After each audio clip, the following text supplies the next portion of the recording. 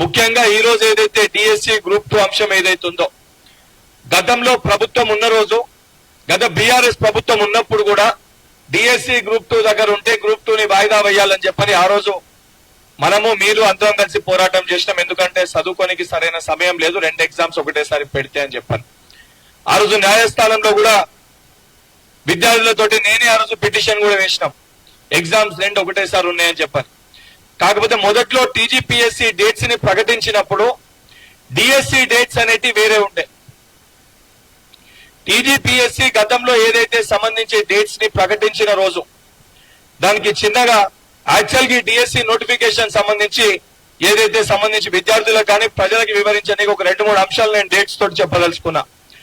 మొట్టమొదటి TG TET ఏదైతే ఈ డిఎస్సికి సంబంధించి ఫస్ట్ టెట్ నోటిఫికేషన్ 2023 గత ప్రభుత్వము నోటిఫికేషన్ డేట్ వచ్చేసి 1/8/2023 18 అంటే 1 ఆగస్ట్ రోజు నోటిఫికేషన్ డేట్ అనేది వచ్చింది. ఇది టెట్ డేట్. గత సంవత్సరం ఆగస్ట్ లో టెట్ ని నిర్వహిస్తామని చెప్పి నోటిఫికేషన్ డేట్ వచ్చింది. ఎగ్జామ్ ఏ రోజు కండక్ట్ చేశారు? 15/9 అంటే సెప్టెంబర్ 15వ తారీఖున టెట్ ఎగ్జామ్ ని నిర్వహించడం జరిగింది. గతంలో అంటే డిఎస్సికి ముందు టెట్ కండక్ట్ చేసి టెట్ లో క్వాలిఫై అయిన వాళ్ళు డిఎస్సికి అర్హులు. సో గతంలో 2023లో గత ప్రభుత్వం 1/8/2023 నోటిఫికేషన్ ఇవ్వడం జరిగింది. దాని ఎగ్జామ్ వచ్చేసి 15th సెప్టెంబర్ 2023 రోజు కండక్ట్ చేయడం జరిగింది. ఇది మొదటిది. రెండోది ఏదైతే సంబంధించి ఆ రోజు డిఎస్సి నోటిఫికేషన్ ఎప్పుడు ఇచ్చారు? 6/9/2023 6/9 అంటే సెప్టెంబర్ 9 ఏదైతే సెప్టెంబర్ 6th సెప్టెంబర్ 2023 రోజు ఫస్ట్ డిఎస్సి ఏదైతే సంబంధించి నోటిఫికేషన్ ఇవ్వడం జరిగింది. ఇది డిఎస్సికి సంబంధించి 6/9/23 డిఎస్సి నోటిఫికేషన్ ఇచ్చారు. దాంట్లో ఎగ్జామినేషన్ డేట్స్ ఏమో నవంబర్ 20th కెళ్ళి నవంబర్ 30th వరకు అని ఎగ్జామినేషన్ డేట్స్ కూడా ఇవ్వడం జరిగింది. ఇది గత ప్రభుత్వం. ఎన్ని పోస్టులకి? 5089 పోస్టులకి నోటిఫికేషన్ ఇచ్చారు. టెట్నేమో సెప్టెంబర్ మంత్ లో టెట్ ని ఎగ్జామ్ ని పెట్టడం జరిగింది. ఆ డిఎస్సి ఏమో డేట్ ఏమో 6/9/23 నోటిఫికేషన్ ఇవ్వడం జరిగింది. ఎగ్జామ్ డేట్స్ ఏమో నవంబర్ 20 నుంచి 30 వరకు ఎగ్జామినేషన్ కండక్ట్ చేస్తామని చెప్పి స్పష్టత కూడా ఇవ్వడం జరిగింది. దాని తర్వాత ఎలక్షన్స్ ఇవన్నీ వచ్చినాక నోటిఫికేషన్ అనేది క్యాన్సిల్ అయింది. ఆ తేదీలో ఎగ్జామ్స్ జరగలే. డిసెంబర్ 7వ తారీఖున ఏదైతే కాంగ్రెస్ ప్రభుత్వం ఏర్పాటు కాగానే కాంగ్రెస్ మేనిఫెస్టోలో పెట్టిన విధంగా ఎగ్జిస్టింగ్ నోటిఫికేషన్ కాకుండా అదనపుగా ఉన్న పోస్టులను యాడ్ చేసి ఏదైతే కొత్త డిఎస్సిని మెగా డిఎస్సిని ఇవ్వాలనే ఒక ఉద్దేశంతో ఒక సంకల్పంతో ముఖ్యమంత్రి గారి ఆదేశాల మేరకు ఆ రోజు చాలా స్పష్టంగా ఏదైతే కొత్త ఎగ్జామినేషన్ సంబంధించి అదనపుగా పోస్టులను యాడ్ చేసి ఏదైతే 5,000 ఉన్న పోస్టులని 11,062 11,062 పోస్టులతోటి ఏదైతే సంబంధించి కొత్త డిఎస్సిని కూడా స్పష్టంగా ప్రకటించడం జరిగింది.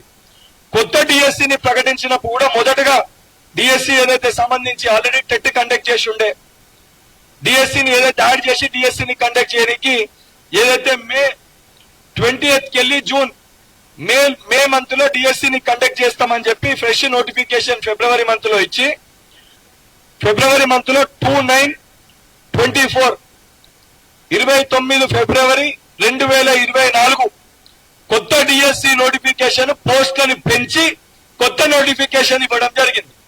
ఇచ్చిన దాంట్లో కూడా మే మంత్ లో డిఎస్సిని కండక్ట్ చేస్తామని చెప్పి ఆ డేట్స్ కూడా చెప్పడం జరిగింది. మే ఎండింగ్ కెళ్ళి జూన్ 1st వీక్ వరకు డిఎస్సి ఉంటుందని చెప్పి స్పష్టత ఇచ్చారు.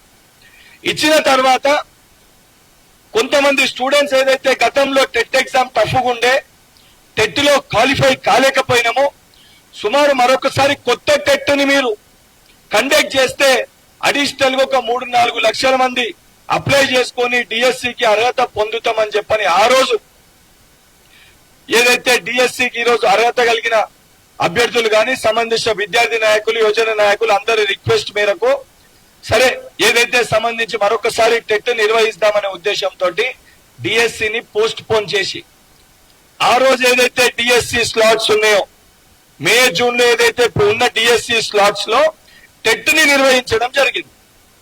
ఈయన్ని అసలైన విషయం దాగుంది. ఆ రోజున్న డిఎస్సిని పోస్ట్ పోన్ చేస్తూ టెట్ని ఆ పాత డిఎస్సి డేట్లలో టెట్ని నిర్వహించడం జరిగింది.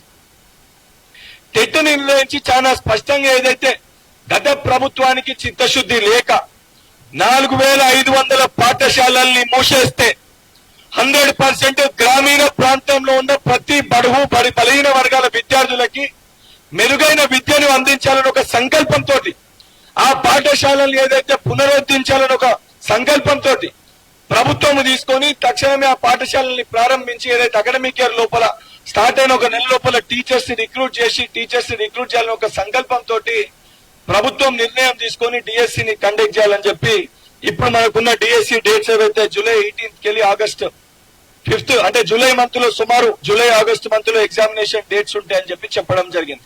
సో ఈ ప్రాసెస్ అంతా జరుగుతున్న క్రమంలో ఇది పోస్ట్ పోన్ అవుతుంది అని చెప్పి ఆలోచన, అంటే పోస్ట్ పోన్ చెయ్యరు అనే ఒక భావనతోటి టీజీపీఎస్సీ ఆ రోజు డేట్స్ ని ప్రకటించింది. సో ఇది పోస్ట్ పోన్ అయినాక డిఎస్సి గ్రూప్ 2 అనేది దగ్గర వచ్చింది. ఇది పోస్ట్ పోన్ అయినాక మొదట్లో డేట్స్ ప్రకటించినప్పుడు అంతా క్లియర్ గా క్లారిటీతో ఉంటే మధ్యలో ఏం ఎగ్జామ్స్ లేకుండే. కానీ ఏదైతే ఈ డేట్స్ పోస్ట్ పోన్ అయ్యి డిఎస్సి పోస్ట్ పోన్ అయినాక మళ్ళీ సమస్య ఉత్పన్నమైంది. డిఎస్సి పోస్ట్ పోన్ అయినాక గ్రూప్ 2 కి డిఎస్సికి ఒక రోజు గ్యాప్ వారం రోజుల గ్యాప్ లో ఎగ్జామ్స్ నిర్వహిస్తామని చెప్పి లాస్ట్ ఇయర్ జరిగిన ప్రాబ్లం అనేది రిపీట్ అయింది. రిపీట్ అయినప్పుడు సరే దాన్ని ఆలోచించి గతంలో కూడా గ్రూప్ 2 పోస్ట్ పోన్ చేయాలని చెప్పి ఒక అందరం కూడా అడిగినామని చెప్పని ఆ రిక్వెస్ట్ కూడా ముఖ్యమంత్రి గారి దృష్టికి తీసుకొని వెళ్ళడం జరిగింది. ముఖ్యమంత్రి గారు కూడా ఎక్స్ప్లెయిన్ చేయడం జరిగింది. ఎందుకంటే ఎగ్జామ్ రానికి 1 డే గ్యాప్ ఉంటే ఇబ్బంది అవుతుంది, నెంబర్ ఆఫ్ అప్లికెంట్స్ ఎక్కువ ఉన్నారు కాబట్టి దీనిపైన మనం ఆలోచించాలని చెప్పి ముఖ్యమంత్రి గారికి నేను, మా యువజన కాంగ్రెస్ అధ్యక్షుడు, అదేవిధంగా కొంతమంది శాసన సభ్యులు అందరం కూడా ఎక్స్ప్లెయిన్ చేసి చెప్పడం జరిగింది. వారు కూడా దానిపైన ఆలోచించి సంబంధించిన టీజీపీఎస్సీ చైర్మన్ గారితో మాట్లాడి స్పష్టత ఇస్తామని చెప్పి చాలా క్లియర్ గా చెప్పారు.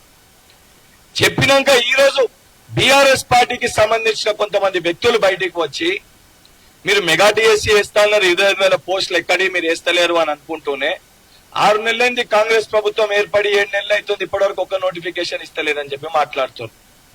చాలా స్పష్టంగా సూటిగా నేను వాళ్ళకి అడగాలనుకుంటున్న ఒక ప్రశ్న, అసలు ఉద్యోగాలు ఇయ్యన్నా ఉద్యోగాల్ని పోస్ట్ పోన్ చేయమంటారా? ఉద్యోగాలు ఇవ్వమంటారా? ఉద్యోగాల్ని పోస్ట్ పోన్ చేయమంటారా? ఒక దిక్కు మీరు మాట్లాడుకుంటూ కేటీఆర్ గారు 7 నెలలు అవుతుంది ఒక నోటిఫికేషన్ ఇవ్వలేదని చెప్పి మాట్లాడుతున్నారు. మరి మీ యొక్క ప్రెస్ మీట్ లోనే ఇచ్చిన నోటిఫికేషన్స్ ని పోస్ట్ పోన్ చేయమని చెప్పి మీరు చెప్తున్నారు. అసలు అడిగేదానికి మీకన్నా స్పష్టత ఉందా? మీరు అన్నట్టు ఏ ఎగ్జామ్ ని ఏ రోజు కండక్ట్ చేయాలి మీకు ఆ చిత్తశుద్ధి, ఆ క్లారిటీ మీకన్నా ఉందా? ఈ రోజు ఏదైతే సంబంధించి చాలా స్పష్టంగా మీరు 5,000 పోస్టులు ఇస్తాన్న డిఎస్సిని 6,000 పోస్టులు వేసి పెంచిన మాట వాస్తవమా కాదా? గతంలో డిఎస్సి ఉన్నప్పుడు మరొకసారి టెట్ నిర్వహించాలన్నప్పుడు ఫిబ్రవరిలో వచ్చిన డిఎస్సి నోటిఫికేషన్ ని పోస్ట్ పోన్ చేసిన మాట వాస్తవమా కాదా?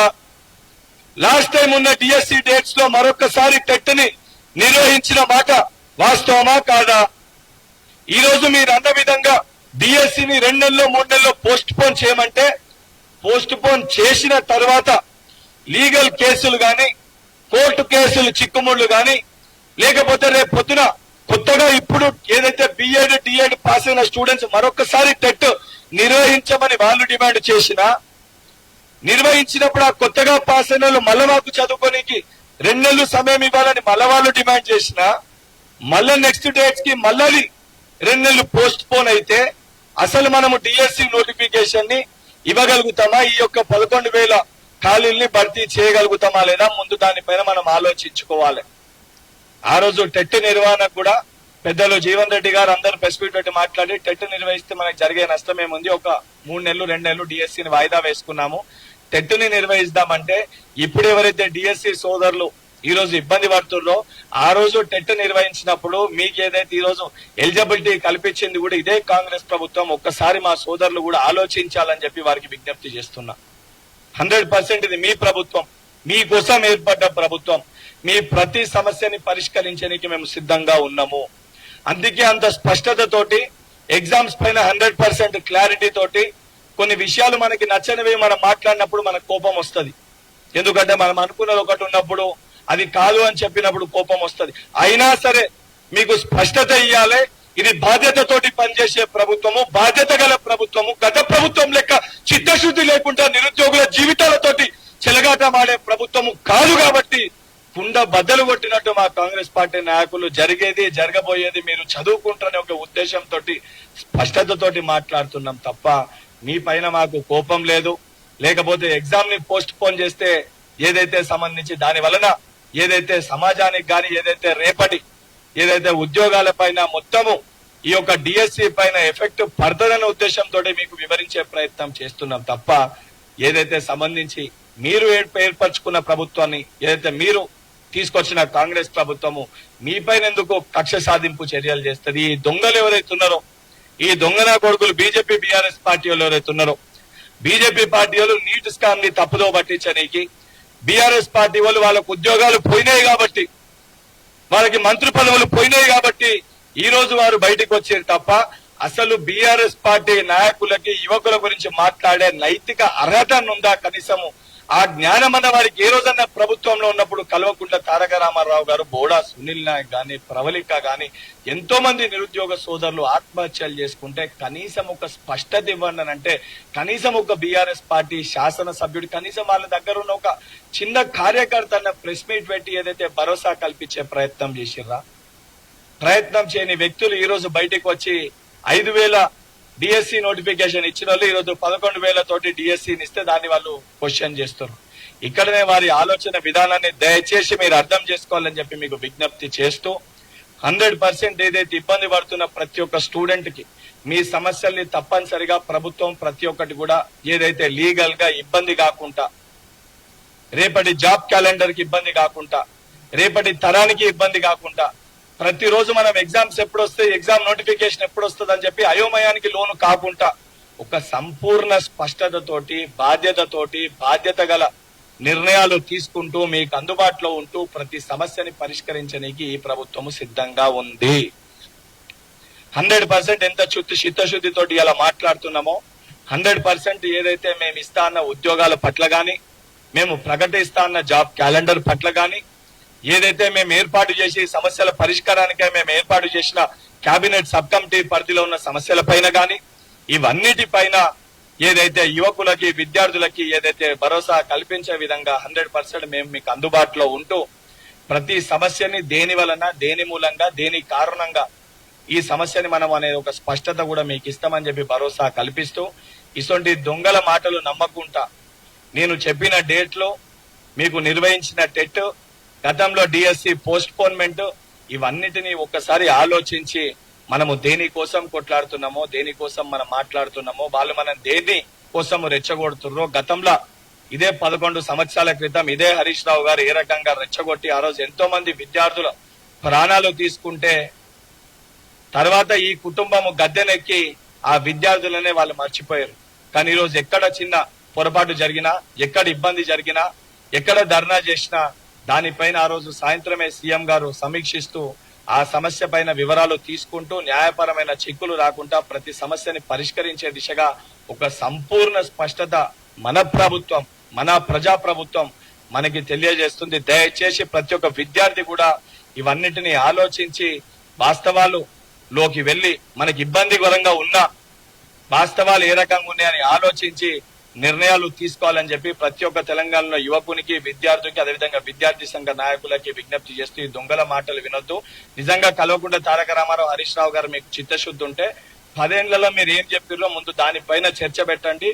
అసెంబ్లీ సెషన్ ఉంటది, మండలి అవుతుంది. మీ చెల్లెని మండలికి వచ్చి బయటికి వస్తే మండలికి వచ్చి చర్చ పెట్టమని మీరు అసెంబ్లీలో చర్చ పెట్టుర్రి. 100% ప్రజాక్షేత్రంలో ప్రజాస్వామ్య బద్దంగా మీరు అడిగిన ప్రశ్నలకి సమాధానం చెప్పడానికి ప్రభుత్వం సిద్ధంగా ఉంది. మీరు చేసిన లోపాట్లను కూడా 100% బయట పెడతామని చెప్పి బీఆర్ఎస్ బీజేపీ పార్టీ వాళ్ళని హెచ్చరిస్తూ మా నిరుద్యోగ సోదరులకి వాస్తవాల్లోకి వెళ్లి ఆలోచించాలని చెప్పి విజ్ఞప్తి చేస్తున్నాం.